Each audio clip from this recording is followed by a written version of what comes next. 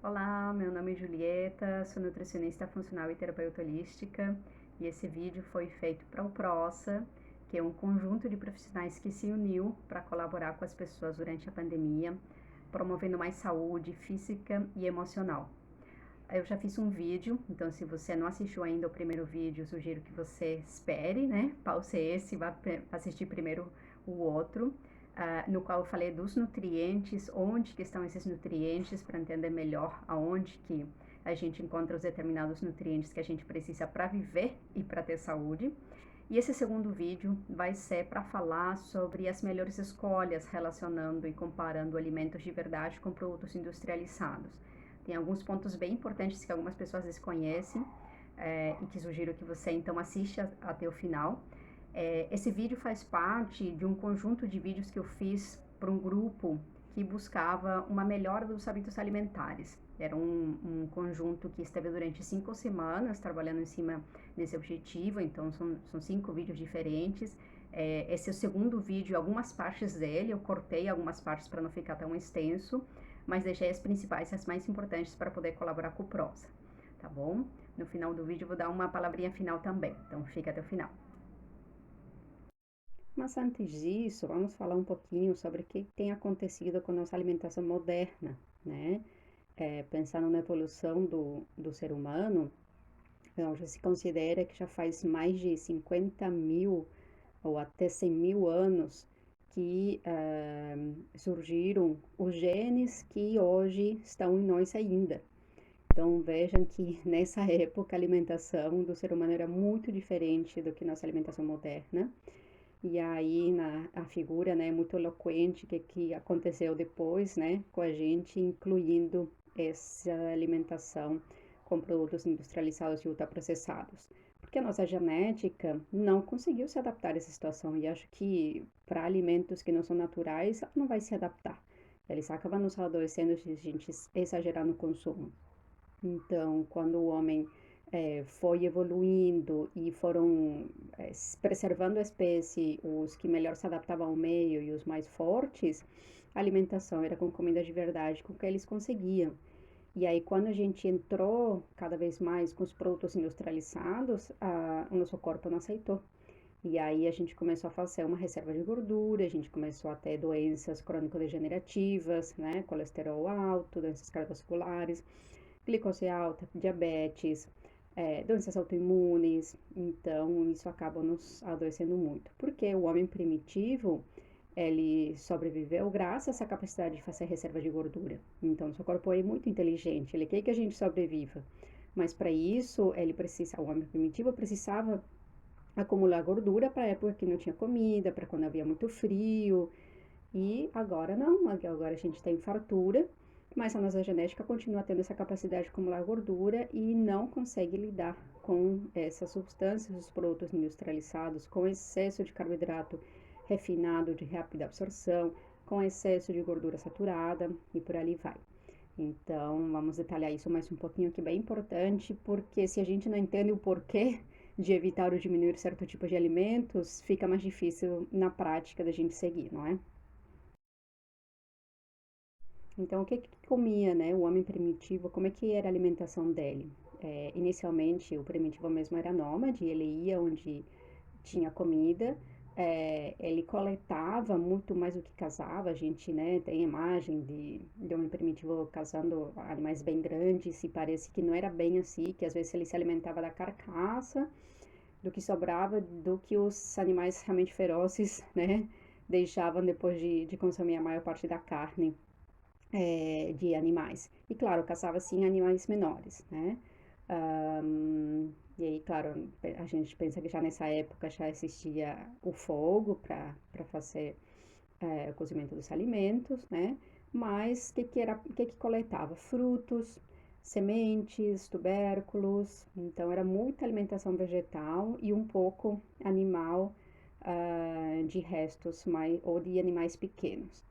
E isso foi durante milhões de anos, não foi só um período, foi muito tempo do homem primitivo se alimentando assim.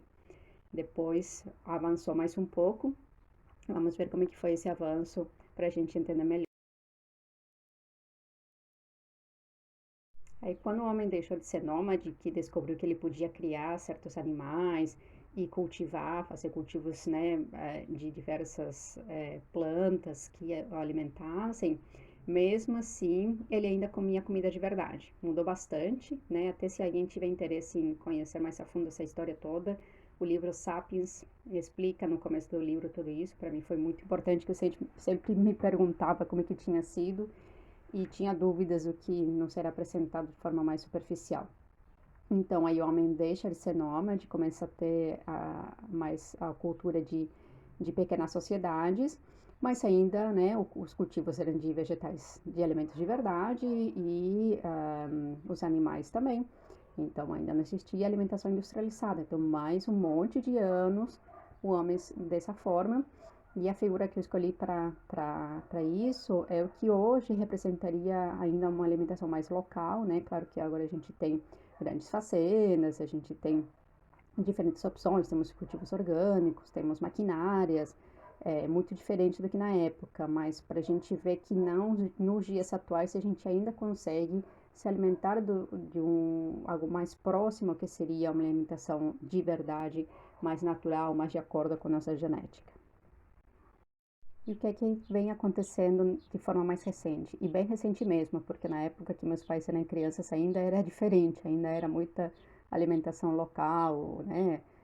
O açougueiro, o leiteiro, o verdureiro passava nas casas para vender. E quando meus pais eram crianças não havia geladeira, então se comprava muito frequente a comida fresca. E aí já tinha alguns produtos industrializados, mas eram poucas opções, poucas marcas. E hoje a gente tem prateleiras inteiras de super, mega, hipermercados gigantes com diversas opções. Claro que nos supermercados a gente tem também opções de alimentos de verdade, alimentos bons e produtos industrializados bons. Mas a gente tem que cuidar com esse balanço, né? Ou eu consumo mais alimentos de verdade ou mais produtos industrializados? Aí que está a questão, porque imagina em tão poucos anos se o seu corpo vai ter se adaptado de forma positiva a esse excesso de industrializados. Não vai, não vai e talvez nem nunca vá se adaptar, porque não é o que existe na natureza, né? Então a gente tem que encontrar esse equilíbrio o antes possível para o dia a dia. Claro que eventualmente a gente vai comprar algum produto industrializado, ultraprocessado, que é gostoso, que vai nos dar um momento de prazer, tranquilo. O problema é isso ser todo dia em mais de uma refeição. Aí já complica.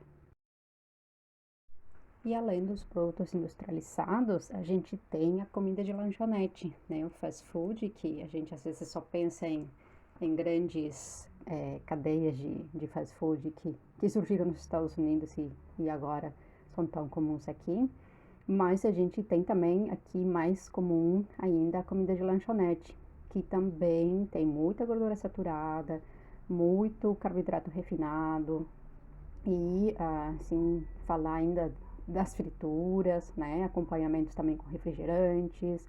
Então, ali a gente vai cada vez mais as pessoas preferindo. Claro que essa combinação de carboidratos refinados e gorduras dá uma explosão de sabor na boca e para o corpo acaba sendo viciante, mas é o que está nos adoecendo. Então, aí a gente tem que também pensar nisso, não só no supermercado, mas nas lanchonetes normais e fast food estilo norte-americano, que aqui já é tão comum. Então, como tudo na vida, a gente tem que ir encontrando o equilíbrio, né? A gente foi para um extremo muito ruim e aí, se observando que era tão ruim para nossa saúde, a gente está voltando um pouco, né? Então, de vegetais, salada, verdura, legumes, a gente tem nos supermercados uma ampla gama de opções, inclusive muitos supermercados já vendendo orgânicos também. A gente tem as feiras, né? Grandes feiras ou feiras pequenas de bairro, feiras itinerantes, temos as feiras orgânicas e a gente tem também muitas pessoas fazendo hortinhas em casa. Quem mora em casa tem espaço, acaba tendo mais possibilidade, mas pessoas também que moram em apartamento estão fazendo hortinhas na sacada, com alguns vasinhos, nem que seja para temperinhos, né? Então a gente está voltando um pouco o que era mais natural. As pessoas já estão antenadas para essa necessidade e a gente tem facilidade de conseguir alimentos de verdade, apesar da oferta enorme dos produtos industrializados, tá? Então, é totalmente possível de colocar em prática. É provável que muitos de vocês já estejam mais nesse estilo. Então, como é que a gente vai encontrar esse equilíbrio? Evitar o máximo possível o consumo de produtos ultraprocessados. Os ultraprocessados, eles têm só tranqueira. A gente vai ler a lista de ingredientes, tem só farinhas brancas, açúcar, gordura, sal e muitos aditivos, conservantes, acidulantes, glutamato monossódico, por ali vai. Então, esses que são tranqueira mesmo, são os que a gente precisa evitar o máximo possível. Dos produtos industrializados, diminuir o consumo, preferindo no lugar deles os alimentos de verdade, o que provém direto da natureza, mesmo que tenha intermediários, logicamente, para a gente adquirir eles, né? Que sejam mais parecidos com o que é apresentado na natureza. E tem, claro, muitos produtos industrializados que a gente precisa dessa indústria, né? Eu gosto de dar o exemplo do azeite de oliva, por exemplo. São azeitonas prensadas que viraram azeite. É um produto industrializado que tem um único ingrediente. A tal da bolachinha de arroz, que muitas pessoas não gostam, mas eu gosto de dar o exemplo porque é arroz inflado e grudado. Então, é um único ingrediente. Acho que só se tiver mais é sal e alguns têm algumas sementinhas de chia, linhaça ou pimenta ou algum temperinho. Mas é só isso. Então, claro que a gente não precisa ir no extremo de produto industrializado de um ingrediente só, mas que não seja ultraprocessado, que não tenha 20 ingredientes ali. Quando a gente vai ler a lista, não tem nada de alimento que preste nessa lista. Então, esse equilíbrio pode ser encontrado dessa forma, fazendo as melhores escolhas para almoço e janta com comida de verdade. Então, salada, verdura, legumes, hortaliças, cereais integrais, tubérculos, feijões, carnes para quem não é vegetariano. É comida, comida mesmo. E tentar que na janta seja comida e não lanche, porque os lanches tendem mais a matar a fome do que alimentar de verdade. Então, no jantar a gente tem uma segunda possibilidade de nos alimentar com comida mesmo. E aí, nos lanches, buscar a qualidade, que a gente vai descrever um pouquinho aqui, né? Se vou comer pão, que pães são melhores, biscoitos, alguma alternativa, produtos lácteos, que algumas pessoas adoram, muitos já evitam, sucos, né? Como é que eu faço para preparar lanches com essa comida de verdade? Então, hoje já vamos adentrar nessas escolhas, dar algumas ideias de preparos, mas na nossa semana de receitas vai ter receitas de lanches preparados com comida de verdade, tá? Então, vamos detalhar isso tudo agora. Vamos começar pelos pães, então, né? Quem que não gosta de um pãozinho, pão nosso de cada dia, clássico, né? O que aconteceu com o pão? Antigamente era muito diferente. O trigo era diferente, um trigo ancestral era o grão, né? Esse espiga era diferente e foi sendo modificada para que o cultivo rendesse mais, para que não pegasse muitas pragas, para que fosse mais econômico, né? Mais rentável. Só que isso foi fazendo com que esse trigo tivesse cada vez mais glúten e fosse cada vez mais difícil de digerir em função disso e de outros detalhes. Então, hoje em dia, com trigo normal, a gente tem panificações, né? Panificados difíceis de digerir. E hoje também a fermentação desse pão é muito rápida. Atualmente as padarias em geral compram o pão já congelado, pronto para assar. Não tem mais o padeiro que vai de madrugada para amassar o pão, deixar crescer, né? Que de qualquer forma ultimamente já era com fermento só de Saccharomyces. E antigamente a fermentação era com fermento natural, né? O levain que algumas pessoas estão aprendendo a fazer e algumas padarias já estão fazendo pão de fermentação natural com uma fermentação lenta. Leva muitas horas para o pão crescer. Não é uma só bactéria desse fermento e essa fermentação lenta auxilia na digestão desse pão e desse glúten desse trigo. Mas isso está cada vez crescendo mais. Alguns supermercados, dentro da padaria do supermercado, já tem pães de fermentação natural também. Vamos ver então o que tem nesse exemplo, né? Ingredientes: farinha de trigo enriquecida com ferro e ácido fólico. Isso significa farinha branca, tá? Farinha de trigo normal. É que por lei tem que ser enriquecida com ferro e ácido fólico.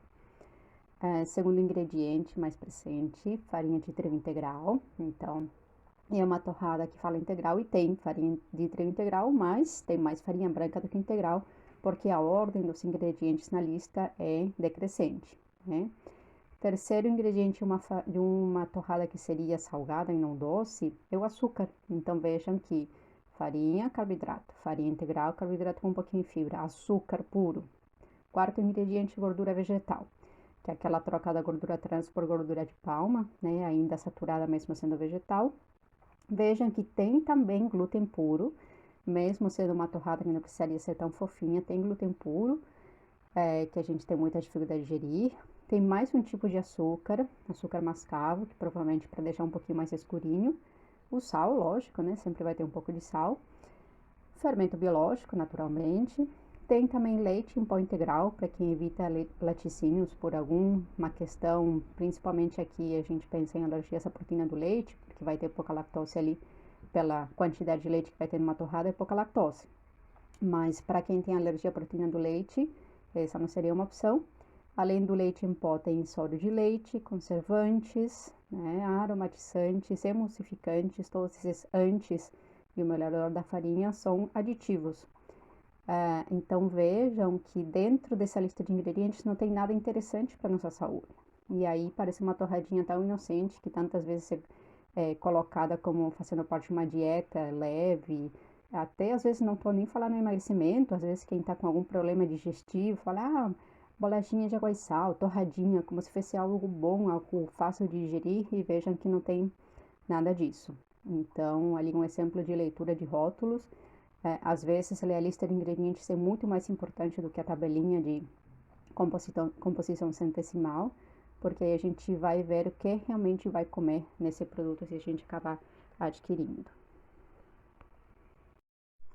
E os biscoitos, em geral, não fogem muito disso, né? Essa torradinha até que acaba sendo mais leve do que muitos biscoitos recheados, né? Que aí será bolacha recheada, ou biscoitos doces, que acabam tendo mais açúcar ainda, às vezes mais conservantes, mais aditivos. Então, tem muita opção mesmo de produto pronto, de biscoitinho, os de feira, né? Que não são tão industrializados também, vão ter um monte de gordura e farinha branca e açúcar. Então, a ideia seria fazer em casa algo, mas que de qualquer forma vai ter carboidrato, né? Ou fazer esses pães de frigideira mais fininhos, mais crocantes, transformar em biscoitinhos salgados de sementes, ou pão de sementes, que eu vou passar a receita que já está no meu site, também dá de cortar fininho e fazer como se fosse um biscoitinho salgado. A tal da bolachinha de arroz que eu sei, não tem graça, né? Não tem muito sabor, mas se serve de base para colocar um pastinho, um patecinho, uma pastinha salgada, pode ficar super legal. Ou pegar um pão de boa qualidade e torrar. Então, infelizmente, biscoitos para o dia a dia não. Tem, claro, opções sem glúten, opções integrais, opções sem açúcar, mas o resto dos ingredientes vai ser mais ou menos a mesma coisa. E pensando em calorias, que não é o foco do nosso grupo, e eu não sou muito de pensar em calorias, mas elas têm que ser consideradas também, acaba sendo muito calórico também, né? 100 gramas de biscoitinho é em torno de 400 calorias. Um pouquinho mais, um pouquinho menos, dependendo se é doce, se não é, se é recheado, mas em torno disso. E 100 gramas é pouca coisa, assim, se a gente for comprar esses biscoitos mais pesadinhos, de loja de produtos naturais e tal, é um punhado generoso, mas não chega a ser muita coisa. Então, biscoitos para o dia a dia melhor não, né? A não ser que sejam mais caseiros, assim, nesse estilo super natureba. Deixar para, eventualmente, para tirar uma vontade para quem gosta muito. Falar agora um pouco de laticínios, né? Leite derivados. Também temos vários detalhes comparados lácteos de antigamente e os modernos, né? Várias coisas, muitas talvez vocês já conheçam, mas eu vou repassar esses detalhes importantes que muitas pessoas realmente ainda desconhecem. Primeiro que a gente precisa pensar a comparação com leite humano. A gente vai falar também sobre leite de caixinha comparado que é direto da ordenha. Tem os intermediários de saquinho, tem os leites vegetais, tem os derivados, tanto do leite de vaca quanto de outros tipos de leite. Então, nos próximos slides a gente vai fazer um repasse mais detalhado desses pontos todos, para que cada um possa fazer as suas escolhas de leite de derivados melhores, se é que vai consumir, né? Porque não são indispensáveis para nossa vida. Tem gente que não consome nada de leite de derivados, nem vegetais, nem animais, nem nada, e tá tudo certo. Não é necessário, é mais porque a gente gosta, né? a gente se habituou já desde a infância ao consumo e, né, muitas pessoas têm esse hábito. Então, o primeiro ponto é comparar o leite de vaca com leite humano, né? Então, pensando nessa sabedoria da natureza, a gente tem que o leite de vaca foi feito para o filhinho da vaca e que o leite materno foi feito para o filhinho humano. Então, são leites totalmente diferentes. Se a gente fosse tudo bicho, né? Que eu considero que o ser humano é sim um animal, mas tem muitas diferenças com o reino animal, né? Pode ser classificado como reino nominal, como eu comentei já, eu estudo logosofia, e dentro da logosofia existe essa classificação também de mais um reino, e acho que a antroposofia também coloca dessa forma. Mas enfim, fora isso, falando de leite, que seria tudo bicho, pensa num bebezinho de ser humano comparado com um becerrinho, a diferença de bicho para bicho é totalmente absurda. E isso nos faz pensar também como é diferente o leite, naturalmente diferente. Então, não seria algo essencial para nós o leite da vaquinha. Aqui tem uma campanha do Instituto Nina Roça, que é mais para essa questão mais do veganismo, vegetarianismo, contra na verdade, uma campanha pelo dessaleitamento adulto, né? Então, ali é bem eloquente ali a fala da vaquinha. Se sua mãe que te ama tanto não te dá mais leite, porque eu que não tenho nada a ver com isso, tenho que dar, né? É uma piadinha, mas nos faz pensar ali que não teria nada a ver. Então, a composição nutricional dos dois leites é totalmente diferente. E a gente precisa considerar isso também como seres humanos. Claro que, pensando no aleitamento materno, para as mães que não conseguem dar de mamar, que bom que existem as fórmulas infantis que tentam se aproximar dessa composição do leite materno, apesar de não serem, tentam se aproximar nutricionalmente, e que bom, porque senão esses bebês não teriam o que mamar, né? Se não existisse essa opção. Mas pensando em nós adultos, depois dos 2 anos de idade, que não precisaríamos mais do leite da nossa mãe, temos que fazer boas opções se a gente for consumir leite e derivados, ok? O que acontece com o leite moderno, né? Como eu comentei das histórias dos meus pais, que recebiam leiteiro também em casa todos os dias, eles deixavam as garrafas de vidro vazias, o leiteiro trocava por cheias do leite recém-ordenhado, né? Um leite ali da região próxima e da hora. E hoje a gente tem uma produção de leite massiva, como se as vaquinhas fossem praticamente máquinas. Essa figura das vaquinhas nessa máquina redonda é real, é de uma indústria brasileira. E o que acontece? As vacas ficam confinadas, elas não pastam, não ficam, elas ficam praticamente a maior parte do tempo dando leite. Então elas estão conectadas à máquina que tira o leite e elas têm ali uma ração à base de grãos, não de pasto. Esses grãos muitas vezes foram estocados por muito tempo e acabam tendo aflatoxinas dos fungos que eles pegam. São vaquinhas estimuladas por hormônios a produzir mais leite, às vezes até prenhas continuam dando leite, então a carga hormonal que passam para o leite é gigantesca. Essas aflatoxinas dos fungos da ração também passam para o leite. Quando não tem os antibióticos para controle de mastite ou até para prevenção, que também passam para o leite. Então, quando a gente pensa numa mãe que está dando de mamar para o seu filho, ela toma vários cuidados na alimentação, não pode tomar qualquer remédio, não beber bebida alcoólica, por ali vai. Por quê? Porque tudo que ela ingere tem chance de passar para o leite. Excesso de cafeína, por exemplo, são mães que cuidam, porque aí passa a cafeína para o leite materno e a criança fica mais agitada, tudo passa para o leite. Só que nas vaquinhas não tem essa preocupação. Vai tudo para o leite. Esse leite passa para uma ultra alta temperatura que é para ele não estragar. Então, realmente, as bactérias que poderiam estragar ele morrem. Só que os nutrientes que ali teria se altera muito com essa temperatura tão extrema. Então, nutricionalmente já não tem muito valor.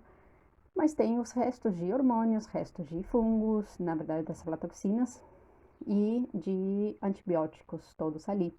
Numa caixinha que chama longa vida e que eu gosto de chamar longa morte, porque é um leite morto, né? Então, não seria uma opção ideal para o dia a dia, Para quem gosta muito de leite, a gente pensa ali no intermediário, além do leite de saquinho que já existe há muitos anos, que é tipo B e C, um pouquinho menor a qualidade, já tem nos supermercados várias opções de leite tipo A, que é refrigerado e vem em garrafinhas, então acaba sendo um intermediário um pouco mais próximo daquele leite do leiteiro de antigamente, né? E geralmente vai ser um leite mais regional, porque como ele estraga, não vem de grandes indústrias estantes, acaba sendo provavelmente um leitezinho de menor porte, e isso também nos dá um pouco mais de tranquilidade que não seja uma produção tão a longa escala como esse da foto, tá? Então, existem alternativas para quem vai optar por leite mesmo, escolher esse tipo de leite. Tem também a opção do leite orgânico, tá? Aí ele é de caixinha nos mercados de orgânicos, mas, né, apesar de ser de caixinha, a gente tem esse outro lado positivo do orgânico, que é a produção toda, né? É uma vaquinha orgânica, para dar leite orgânico, a vaca toda tem que ser tratada de forma orgânica. Então, acaba tendo ali uma diminuição enorme dessas substâncias potencialmente tóxicas que viriam no leite, apesar de ser de caixinha e ser longa vida, ou seja, não estragar, não tem essas toxinas ali em grande escala. Em relação aos leites vegetais, e aí leites entre aspas, porque não pode ser considerado leite, né? Mas para simplificar, é um substituto do leite, mas é feito a partir de vegetais. A gente tem os leites de cereais, principalmente aveia e arroz. São mais salgadinhos, não tem o corpo do leite animal, mas para receitas, ou até se a gente vai colocar alguma coisa junto, dá de substituir bem. Temos os leites de oleaginosas, então leite de amêndoas é muito gostoso, de avelãs, muitas vezes vem misturado com leite de arroz, que é mais barato. Claro que vai ter água junto ali, né? Mas tem ali um extrato desse cereal, dessa oleaginosa. Tem o leite de coco, que dá de fazer caseiro também, é uma delícia, só que dá bastante trabalho, rende pouco. Inclusive de comprar pensando em baratear e em produto já pronto, a gente tem até o leitinho de coco de garrafinha que é utilizado para as receitas, que é leite de coco, água e conservante.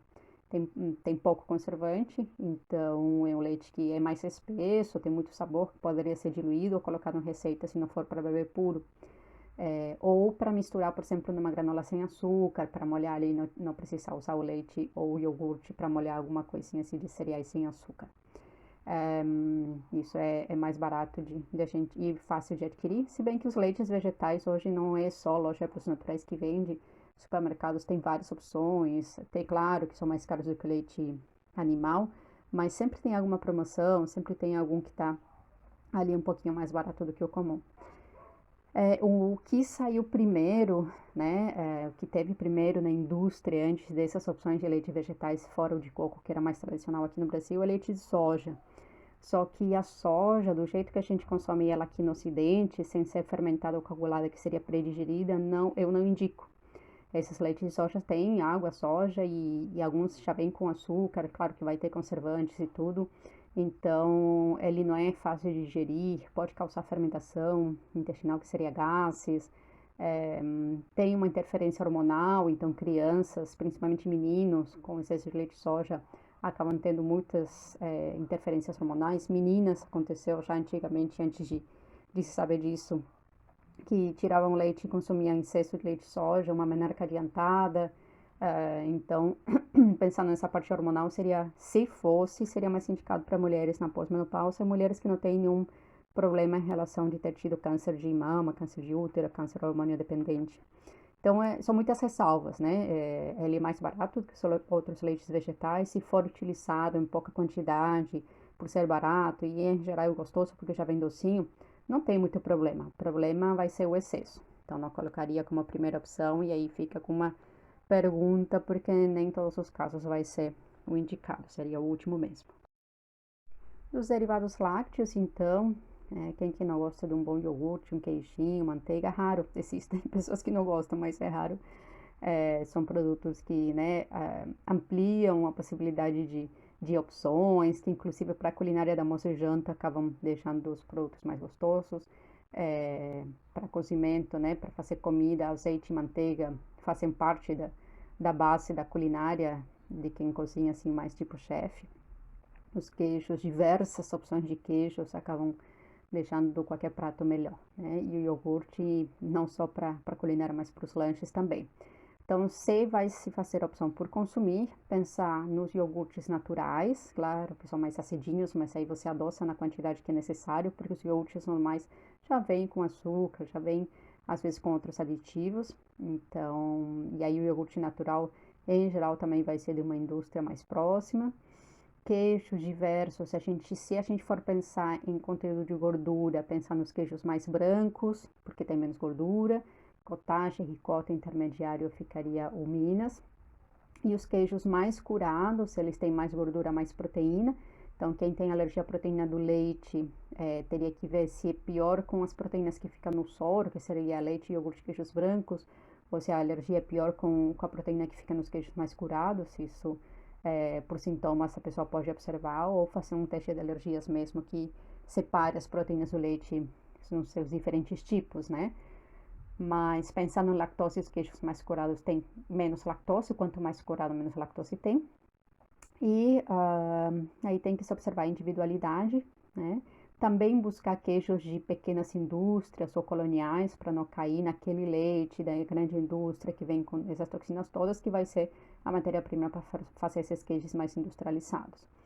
E a manteiga é gordura saturada, né? Então a gente não pode exagerar no consumo dela, mas se for utilizada em menor escala, com moderação, e não for alguém que está gravemente adoecido com grandes problemas cardiovasculares, que tem que evitar muito a gordura saturada, não haveria problema. O problema vai ser, logicamente, o excesso. E a gente consegue, inclusive, manteiga colonial, que ela é direta de um produtor, né? Também de um leite menos industrializado, provavelmente.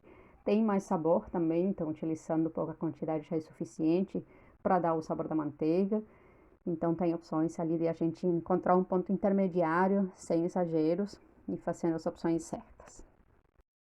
A gente tem os derivados de outros tipos de leite, né? De outros tipos de bicho. Temos o de búfala, por exemplo, né? Que tem bem menos lactose. E tem uma ampla opção de subprodutos de búfala, desde iogurte até mussarela. Tem ali todos os tipos de queijos mais brancos, mais molhadinhos, menos curados. O sabor suave, é gostoso, se consegue nos supermercados com facilidade. Temos leites de cabra e ovelha também. Os de ovelha são bem pouco alergênicos, então, em se tratando de alergia à proteína do leite, muitas pessoas conseguem se dar bem com os queijos de ovelha. Daí a gente tem os de feta para mais curados, eles são bem saborosos. Lógico, são bem mais caros, mas para matar uma vontade de alguém que não pode com leite normal, pode ser uma opção legal.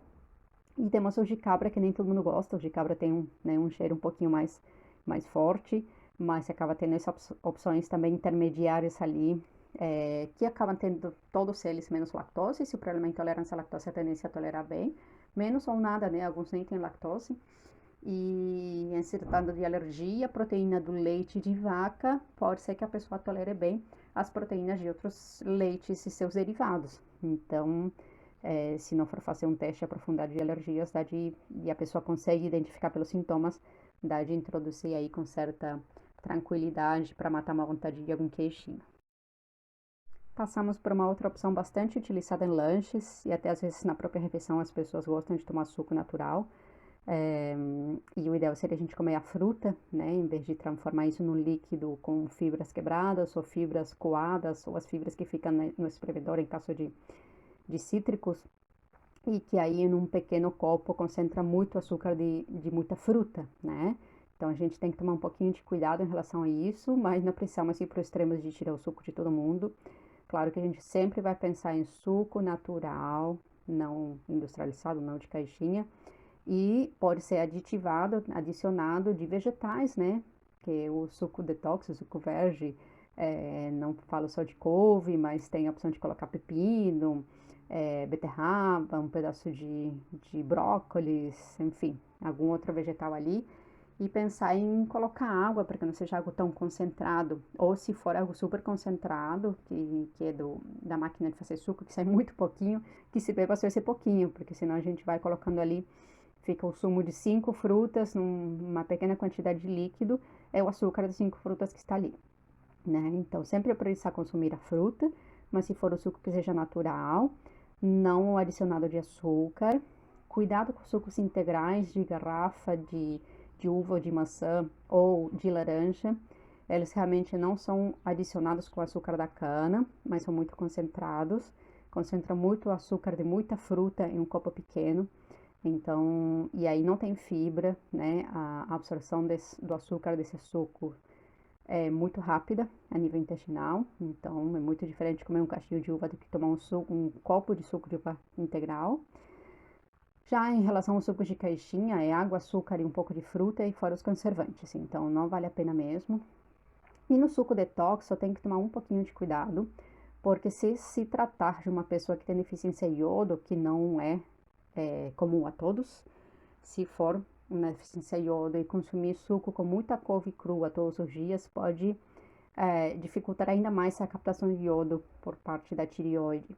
Então, se houver já um tratamento, está tratando a deficiência em iodo, ou foi identificado algum problema em relação ao iodo, e vai fazer suco com couve, essa couve deveria ser antes feito o processo de colocar na água quente, quase fervendo, e depois colocar na água gelada para inativar essas substâncias que dificultariam a absorção de iodo por parte da tireoide. Só nesses casos que a gente tem um pouquinho de preocupação. Então, ali o suco detox acaba sendo uma opção bem legal. Tem pessoas que gostam de iniciar o dia com suco detox, pensar em colocar uma fruta, água e um vegetal.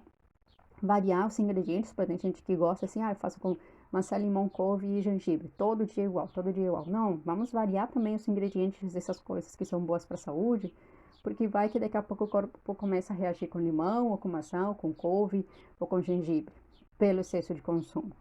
Então, variar também dos ingredientes, até do bom suco detox, que algumas pessoas gostam de utilizar ali, seja de manhã, ou às vezes no meio da tarde, quem tá fora e, vou numa caça de sucos, em vez de pedir um suco super cheio de açúcar, né, de açaí com xarope e banana, laranja, enfim, que é uma concentração super grande de açúcar, porque não pedir um suco detox? Aí pedir sem açúcar, e se ficar muito ácido, muito amargo, eu colocar um pouquinho ali só para ficar mais palatável, sem o excesso de açúcar que às vezes é colocado. E essa questão do sem adição de açúcar, que eu comentei agora dos sucos, aparece em muitos produtos também.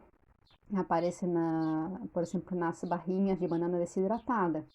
Não tem adição de açúcar, mas tem o açúcar de uma banana ali todo concentrado em uma pequena bananinha desidratada. Da mesma forma que as uvas passam, num punhedinho que a gente pega com a mão fechada, é a mesma quantidade de açúcar que tem num cacho de uva in natura, só que está super concentrado em açúcar mais disponível do que o açúcar que tem na uva in natura, que nem a banana. A banana, quanto mais verde, mais amido tem, quanto mais madura, mais açúcar. Desidratada, então, açúcar puro, em uma pequena porção. Então, cuidado com os produtos que no rótulo fala sem adição de açúcar. É verdade, mas não significa que o produto não tem açúcar. Às vezes não tem adição de açúcar porque já é doce por natureza, já tem açúcar da fruta ali ou algum outro açúcar que faz parte do produto. A porção de fruta in natura seria mais ou menos que nem uma maçã grande, né? Então, se eu vou comer ameixa, pode ser 3 ameixas, 4, para considerar uma porção. Essa porção a gente pensa em 3 a 5 porções por dia no máximo, para quem precisa fazer muito lanche ou tem muita fome e precisa comer muito, umas 5 daria. Pode ser nos lanches, pode ser de sobremesa. A porção seria mais ou menos isso. E a gente, se for fazer um lanche só da fruta e sentir que não mata fome, uma fruta só, uma porção só, ou se a gente já tem algum nível de resistência à insulina, ou pico de glicose, a gente pode fazer o acompanhamento da fruta com fibras, seja um farelo, seja um pisilo, sementinhas ali por cima, polvilhadas, ou um punhado de oleaginosas, né, nossas amêndoas avelãs, que tem pouco carboidrato e tem bastante fibra, gorduras de boa qualidade, proteínas. Então, esse acompanhamento faz com que a absorção do açúcar da fruta seja mais lenta, não faça pico de glicose. Mas se a pessoa não tem dificuldade nenhuma com glicose, fica associada com uma porção de fruta só, pode comer só a porção de fruta ali no lanche, sem problema nenhum. Alguns exemplos, então, do que eu chamo de lanches de comida. O que é um lanche de comida? É uma comida de verdade que vira lanche. Então, A gente tem várias opções. Uma são bem simples, é a pipoca, né? Um cereal, lógico, vai ter o carboidrato, mas a gente pode fazer uma pipoca de panela ou daquelas máquinas que fazem com vapor. E tem ali o milho que vira pipoca. Muito simples, né? Ou outro cereal, o arroz, para os tais dos biscoitinhos de arroz que já mencionei várias vezes. Acho que mais de um vai dar uma segunda chance de biscoito de arroz, quem acha que não gosta e que poderia experimentar de novo. A gente tem pessoas também, para quem não quer cozinhar, preparar em casa, que fornecem, por exemplo, as coxinhas fit. Elas são de massa de batata doce com recheio de frango, então batata doce e frango que viram lanche. Claro que não são fritas, são assadas, porque quem fornece já tem uma pegada toda mais fit e natural, mas a gente pode fazer isso em formato de bolinhas também. Não precisa ser batata doce, pode ser qualquer outro tubérculo. Tem a versão low carb também com abóbora cabotiá, com purê de couve-flor e frango. Também pode ser utilizar os outros tipos de carne, não necessariamente o frango. Então vamos ter essas receitas também.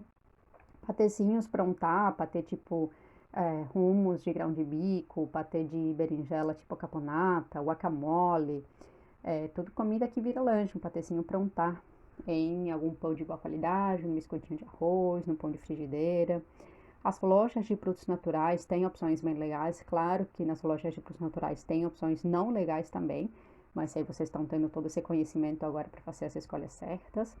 E aí a gente pode, né, se não for comprar pronto, fazer mesmo as bolinhas fit ou low carb da versão que seria a coxinha fit, só que simplificada, os pães caseiros, um pão baixo em carboidrato, só panqueca tipo pão de frigideira. A terceira fotinho é minha, do pão de sementes com um patecinho de azeitona com semente de girassol em cima. Uma delícia. Então, todas essas receitas vocês vão ter para quem gosta de preparar, ou tem quem prepare para vocês, é uma opção. Se não dá de comprar pronto, mas sempre pensando que esse lanche seja de comida. Tem pessoas que não precisam de lanches abundantes, que com uma fruta, um punhado de leguminosas ficam bem e vão até a próxima refeição tranquilas, né? Nem todo mundo precisa fazer vários lanches ao dia, inclusive tem pessoas que ficam muito bem com 3 refeições, café da manhã, almoço e janta, e não precisam lanches intermediários, aí fica muito mais fácil, porque almoço e janta vai ser com comida, e vai ter só um lanche ali, que aí não vai enjoar das opções mais naturais, porque pode ir variando sem problema nenhum. Então, obrigada por assistir até o final. Fica o convite para cada um de vocês fazer as mudanças na alimentação que sejam possíveis nesse momento. E tentar ir fazendo aos pouquinhos, né? Claro que a gente não vai fazer tudo de forma perfeita todos os dias. Inclusive, frente à pandemia, muitas pessoas têm sentido mais vontade, mais necessidade de comer alimentos mais calóricos, mais palatáveis e que causam mais prazer para algumas pessoas. Muitas pessoas aumentaram de peso. Algumas pessoas, inclusive, estão bebendo mais em casa por não poder ter os prazeres de socializar, de passear, de projetar viagens, por exemplo, acabam focando esses prazeres na comida e na bebida. Então, tem sido algo sim que tem nos preocupado bastante. Mas, né, a questão não é a exceção, e sim as coisas que a gente faz todos os dias. Então, a ideia é que no dia a dia a gente vá promovendo uma melhor alimentação, para que quando a gente vai abrir exceções, né, que a gente precisa realmente abrir, o corpo dê conta. Então, fica o convite aí para acompanhar todas as publicações feitas pelo PROSA, estão, assim, maravilhosas, ajudando em todos os sentidos para a nossa saúde física e emocional. E agradecer novamente o convite do PROSA para participar desse movimento. Compartilhem, né, divulguem, repassem para as pessoas que possam se beneficiar também com esse conteúdo e continuem nos acompanhando. Um grande abraço.